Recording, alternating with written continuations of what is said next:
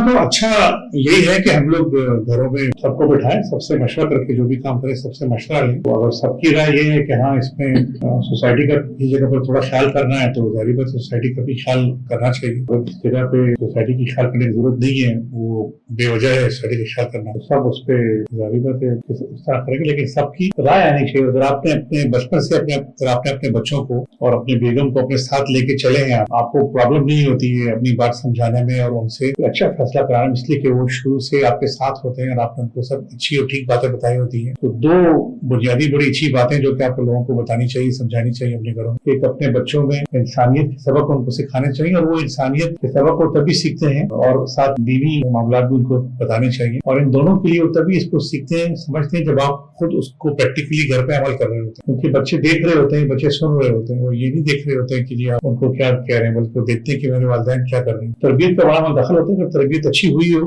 آپ کے بچے آپ کی بیگم آپ کو بڑا سپورٹ اور بڑا ہیلپ کرتے ہیں، بڑا گائیڈ کرتے ہیں. اور ایک مسلمان کی حیثیت سے آپ جو بھی کچھ فیصلہ کریں، جب بھی کچھ کریں تو آپ اس کے لیے استخارہ کیا کریں.